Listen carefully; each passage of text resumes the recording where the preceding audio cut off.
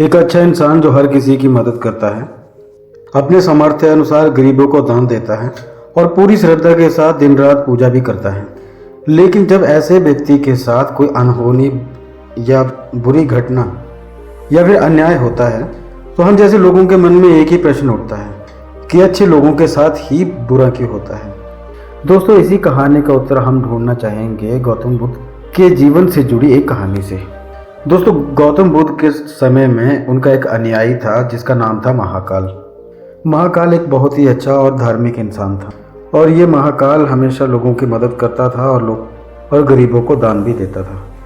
किसी के साथ भी अन्याय नहीं करता था और बुद्ध के द्वारा बताए हुए पंचशीलों का पालन भी करता था। दोस्तों, शीलों का पालन में बुद्ध द्वारा बताए हुए जिसमें आता है चोरी न करना, हत्या न करना, किसी पराई स्त्री पर नजर न रखना, झूठ नहीं बोलना और किसी भी तरह का नशा नहीं करना। इसके साथ साथ वो बुद्ध द्वारा बताए हुए ध्यान और साधना का पालन भी करता था। दोस्तों, एक दिन महाकाल रात को बुद्ध के प्रवचन सुन रहा था। सुबह होते ही जब बुद्ध के प्रवचन समाप्त हो गए तो वो पास के एक तालाब के पास नहाने चला गया। दोस्तों, उसी रात उसी गांव में कुछ चोर गांव में चोरी करने के लिए घुसे हुए थे। जब चोर चोरी कर रहे थे तो उनमें से एक चोर का पैर बर्तनों से टकरा गया और इन बर्तनों की आवाज़ से उस घर के घरवाले जाग गए और चारों तरफ शोर फैल गया कि गांव में चोर घुसे हैं। दोस्तों, सारा का सारा गांव चोरों के पीछे भागने लगा और जब चोरों को भी लगा कि अब वो पकड़े जाएंगे और ज़्यादा दूर तक भाग नहीं पाएंगे तो तालाब के पास से भागते हुए चोरों ने गहनों के की सारी पोटली महाकाल के कपड़ों के पास फेंक दी और वहाँ से भाग गए। जब गांव वाले वहाँ पे पहुँचे तो उन्होंने देखा कि सारा का सारा चोरी का सामान महाकाल के कपड़ों के पास था और उसके बाद यही हुआ कि लोगों ने महाकाल को ही चोर समझ लिया और तालाब से बाहर निकालकर लोग महाकाल को मारने लगे। महाकाल ने बहुत कहा कि मैं चोर नहीं हूँ, मैं तो सारी रात बुद्ध के प्रवचन सुन रहा था और मुझे नहीं पता कि ये चोरी का सामान यहाँ पे कैसे आया। पर गांव वालों की भीड़ ने उसकी एक ना सुनी।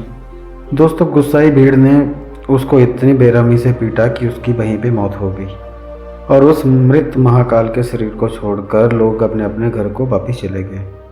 सुबह जब आश्रम के कुछ शिष्य तालाब में पानी लेने के लिए आए तो उन्होंने महाकाल के मृत शरीर को तालाब के पास देखा। पूछने पर आश्रम वालों को पता लगा कि चोरी के आरोप में लोगों ने महाकाल को मार डाला।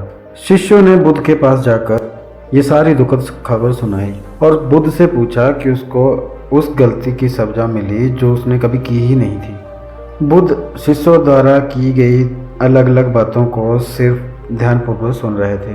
तभी एक शिष्य ने पूछा कि बुद्ध, आप भी इस बात को जानते थे कि महाकाल कितने अच्छे इंसान थे, उसने अपने जीवन में किसी के साथ भी गलत नहीं किया, फिर उसके साथ ही इतना बुरा क्यों हुआ? बुद्ध ने कहा, महाकाल इस जन्म में तो अच्छा था, पर ये जो कुछ भी उसके साथ हुआ ये उसी के कर्मों का फल है जो उसने पूर्व जन्म में किए थे। अपने पिछले जन्म के समय में महाकाल वाराणसी के राजा के यहाँ एक राज अधिकारी था।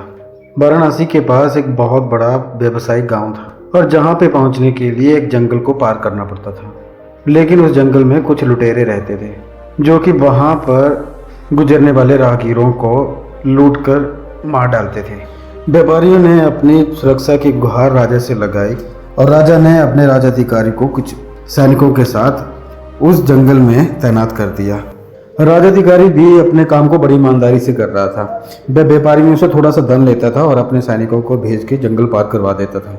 दोस्तों, एक शाम को एक पति पत्नी का जोड़ा राजाधिकारी के पास आता है और धन के बदले उनको जंगल सुरक्षित पार करवाने के लिए कहता है, पर राजाधिकारी ये बोल के मना कर देता है अभी रात होने वाली है, वो अपने सैनिकों और उस पति पत्नी की जान को जोखिम में नहीं डाल सकता। उस पति पत्नी के जोड़े ने राजाधिकारी से बहुत आग्रह कि अभी रात होने को बहुत समय बाकी है और वो उन्हें जंगल पार करवा दे, पर राजाधिकारी ने मना कर दिया और कहा कि उनके रहने और खाने की व्यवस्था वे खुद करवाएगा और पति पत्नी को मजबूरन उस राजाधिकारी की बात माननी पड़ी। पर इसके पीछे जो सच्चाई थी वो बिल्कुल अलग थी। असल में जो उसकी पत्नी थी वो बहुत सुंदर थी और उस पर राजाधिकारी का मन आ चुका था। जब किसी इंसान पर काम वासना हावी हो जाती है तो उसे कोई भी चीज़ समझ नहीं आती। उसकी मानसिक दशा खराब हो जाती है और उसे अच्छा सोचने की क्षमता कम हो जाती है। राजाधिकारी ने पति पत्नी को ठहराने की व्यवस्था तो कर दी, पर उसकी पत्नी को पाने की तरकीबें सोचने लगा। राजाधिकारी को एक तरकीब सोची। उसने एक बड़ा हीरा लिया और पति पत्नी के बैलगाड़ी में रख दिया, और सुबह होते ही राजाधिकारी ने यह हल्ला मचा दिया कि उसका कीमती हीरा किसी ने चुरा लिया है। राजाधिकारी ने अपने सैनिकों को आदेश दिया कि हर व्यक्ति के सामान की तलाशी ली जाए, फिर उसके बाद उसको आगे जाने दिया जाए।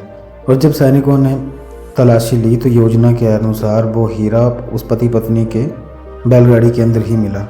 उसके बाद राजाधिकारी ने पति को बहुत पीटा, और उसके बाद उसके सैनिक भी उसे पीटने लगे, और पीटते पीटते उस व्यक्ति की वहीं पे मौत हो गई। और बाद में राजाधिकारी ने अपने बल और पैसे के मदद से उस स्त्री को भी अपना बना लिया। दोस्तों, यही वजह थी कि पिछले जन्म में महाकाल ने स्त्री को पाने के लिए एक बेकसूर की जान ली थी। दोस्तों, हमारे जो कर्म हैं वो इस जीवन में ही नहीं, अगले जीवन में भी हमारा पीछा नहीं छोड़ते। इसलिए जो हमारे साथ हो रहा है और होने वाला है, इसका कहीं ना कहीं हमारे पिछले जन्मों या फिर इस जन्म के कर्मों का कुछ ना कुछ लेना देना है।